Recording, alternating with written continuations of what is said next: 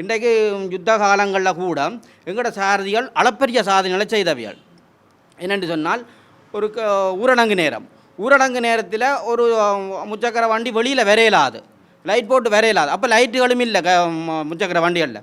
அப்போ லாம்பை பிடிச்சி தான் அவசரமாக ஆஸ்பத்திரிக்கு வர வேணும் என்று சொன்னால் லாம்பு பிடிச்சி கொண்டு தான் முன்னுக்கு லாம்பு பிடிச்சி கொண்டு வரத்தான் ஏலாத ஆக்களை கொண்டு வந்தது, இந்த பெரிய ஆஸ்பத்திரியில் கொண்டு வந்து விட்டது. அண்ட நீங்களும் அறிஞ்சிருப்பீர்கள் சில சம்பவங்களில் ஆட்டோக்குள்ளேயே பிரசவங்கள் நடந்திருக்குது அந்த காலங்களில். அப்படி தொழில் செய்த ஆக்கள் தான் எங்களுடைய சாரதிகள். இப்போ இன்றைக்கு அந்த மக்கள் அவர்களை மறந்து புதுசாக 20 லட்சம் 30 லட்சத்துக்கு வாகனம் எடுத்துக்கொண்டு வந்துட்டினமென்ற உடனே அவைகளை தூக்கி வச்சுக்கொண்டு நிற்கணுமே ஒழியா காலங்காலமாக தங்களுக்கு சேவை செய்ததை மறந்துருக்கணும்.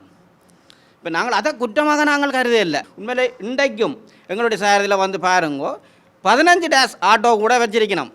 அந்த காலத்தில் வச்சிருந்த ஆட்டோ கூட இன்றைக்கும் வச்சிருக்கணும். அப்போ அதை வச்சு தான் தங்களோட குடும்ப சுமைகளை பார்த்து கொண்டு இருக்கணும்.